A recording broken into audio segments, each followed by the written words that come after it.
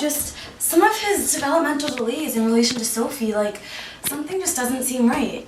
But he's only 4 years old.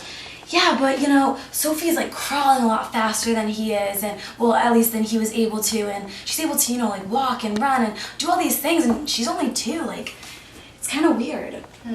I've also noticed he has some of these like autistic like behaviors a little bit, where he's, hand flapping and doing a lot of repetitive movements that I haven't really seen Sophie do at all.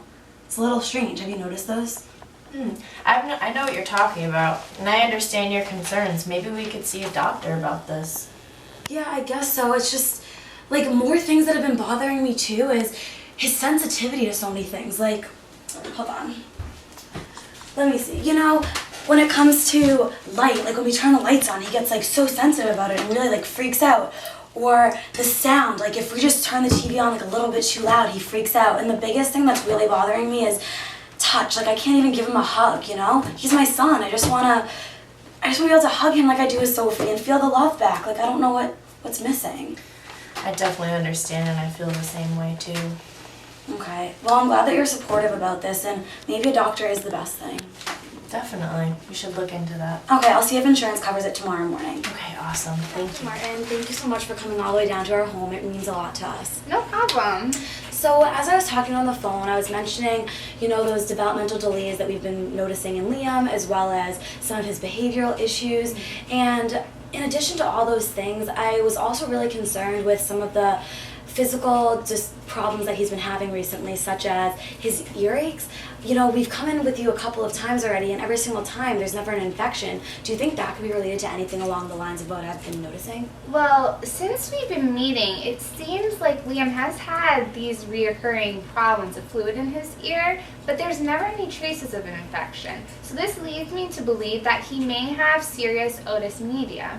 Along with this, I remember you mentioning other concerns such as low muscle tone. From these signs, there's a high possibility Liam may have a disability on the autism spectrum. Really? You think so? Yeah, the one that I'm thinking about is actually called Fragile X syndrome, but we can't be certain unless we run some genetic testing. Well, what do these tests show? All we have to do is take a sample of the blood and run DNA tests to count the number of CGG repetitions in the Fragile X mental retardation 1 gene. In a typical test, there will be 5 repetitions, but with an individual who has Fragile X syndrome, there are over 200 repeated expansions of CGG. What do these repetitions even mean? Well, to further clarify this, the higher repetitions counted, the harder it is for the mutated gene to produce enough protein in the brain for development and functioning. Oh, so this kind of explains the different developmental milestones that we've been noticing that are a little bit off in Liam. Yes, exactly. So how common is Fragile X syndrome? Well, this disorder occurs in every ethnic group and socioeconomic class. Do you guys know of anyone in your family who may have had this disorder? I'm trying to think. Actually, my mom, she did mention that she had a brother who, when she was much younger, was sent off to an institution. I believe he had either autism or some type of delays that the doctors at the time told the family and advised them that the best thing to do was just kind of to send him off to that institution. So I'm not really sure exactly what he had, but it could maybe fall along the same lines. That being said, as Liam reaches adolescence, the delays he has may become more obvious and severe. So where does this leave Liam? Well, individuals with Fragile X usually have a normal lifespan, but they have lifelong disabilities and typically an average IQ of 40. So it's reassuring to know that at least we're not going to be losing him anytime soon, but Definitely not. Phew. But is there anything you think that we can do to help support him along the way? Yes, actually, there are environmental variables which may influence an individual's development of adaptive behavior, cognitive abilities, and behavioral symptoms. So for example, children with Fragile X syndrome who reside in higher quality homes actually display fewer autistic behaviors, better adaptive behavior, and a higher IQ level. I like to think our home is pretty well adapted. Fingers crossed. Yeah, I mean, at least it is reassuring that we can help him, but this still doesn't seem fair. I know. Is there a way this could have been prevented? Unfortunately, there is no way to prevent this disorder due to the presence of the CGG repetition in the individual's genes.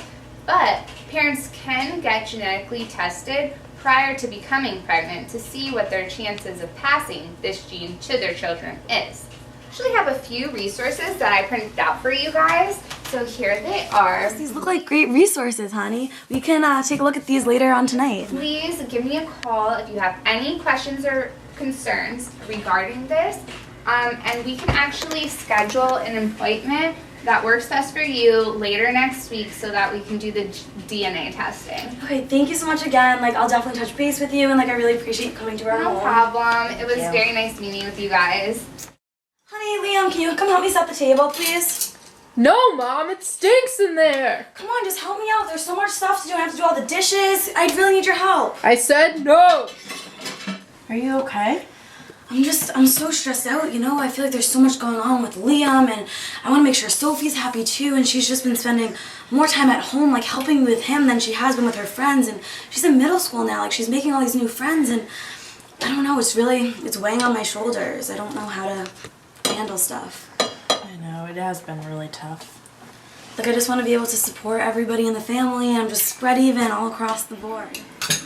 It stinks that Liam wasn't able to join us for dinner, but thanks so much for helping out, Sophie. I really appreciate it. I guess. It just stinks. Like, Liam gets all the attention all the time. But you know that he has some issues when it comes to dealing with social type situations and his sensitivity to things such as the smell and the noises. So we have to accommodate for that as a family. But it's not fair. Like, why can't you guys ever do anything with me? It's always Liam, Liam, Liam. Well, we're actually thinking about signing him up for a group so we can make other friends that are his age, and then we can have a little bit more free time to hang out with you and do some of the things that you are looking to do. Do you have any ideas? Do you really want to know? Yeah. Go Can we ahead. go to Disney together? That sounds like a great idea. Would you want Liam to come? Because we could probably get some special accommodations and have him come as well. Yeah, I guess that would work out. That sounds like fun. A family trip will help alleviate all of our stresses and just boost the morale of the We family. have the money, Dad. I think we could manage. We have had to spend a lot on Liam and his personal care, but we have some money put aside that we could use for a trip. Yeah, I think this Yay. is a great way for our family to bond and just get closer together. That makes me happy. I'm glad. Good morning. Welcome to Delightful Academy. Are you Liam's parents? Yes, you're Mr. and Mrs. Hemingway. What's your name? Hi, I'm Miss Honey. Nice to meet you. Nice to meet you. Come on in. All right. So, we'll give you some background on what we can offer for your son Liam. We have three options here. We have a full inclusion classroom. We have inclusion with some pull-out services. And a full-time special needs classroom where we can place him there and have him fully included that way. Oh, very nice. Like the options. So I just want to go over a few of the options we have here at Delightful Academy. We have three different processes. We have a full inclusion classroom, That'd be great. Both the kids can go together. or we have an inclusion with a pull-out services option. And the last one would be a full-time special needs classroom. So are any of these sounding like what you were thinking? I feel like we would like the more pull-out option for Liam. Because, you know, full inclusion, it's great the kids can go to school together, but I don't know if he's totally separate or different. But what kind of options do you have for the pull-out type style? I can give you some more information on that. The first would be social, the social aspect of his schooling. It would help him to create a peer group and to help him develop the relationships for this time. Behavioral supports would be to have a structured environment that helps him feel comfortable having predictable routines. And academic-wise, we have specialized instruction to help him get the help that he needs and also to focus on what he's interested in. Oh, sounds great. Do you have any questions, hon?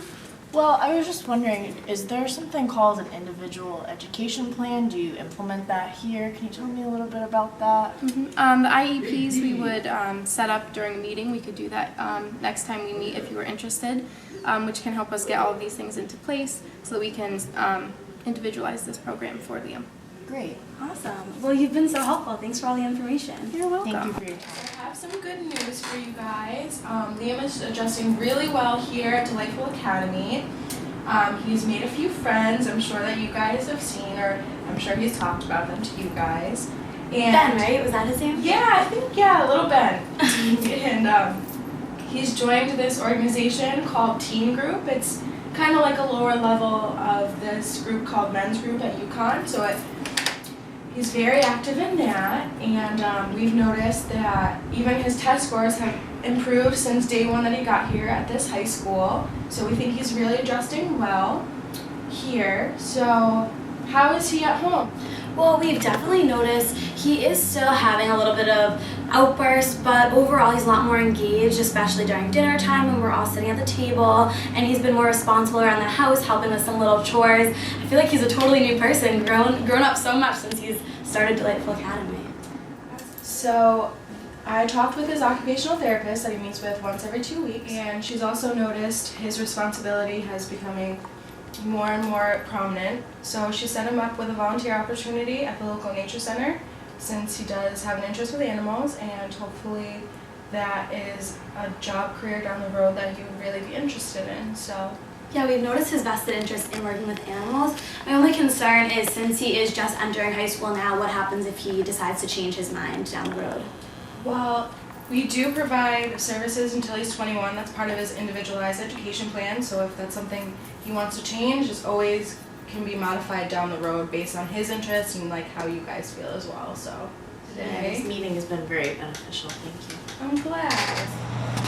Do you hear that kid running down the hallway barking?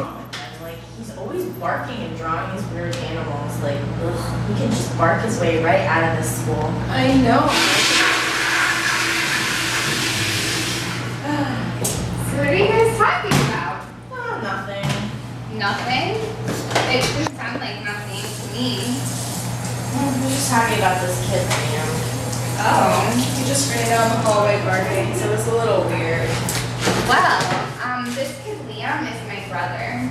And he actually has Fragile X syndrome. So even though he has a low IQ, it doesn't mean that he can't learn. Oh. He's actually going to vocational school for animals. So that whole comment that you guys made was really unnecessary. So are you guys going to the Fall Expo? I don't even know what that is. It's actually a huge fundraiser to raise awareness for people who have Fragile X syndrome. And a bunch of famous people are going, like Taylor Swift and other actors and actresses. Well, I still want to go. I don't know. Well, maybe you guys should educate yourselves on this disorder instead of talking about people in the bathroom. Despite the social stigma Liam has faced, he's thrived in academics, development, and social situations through the support of his family and school resources.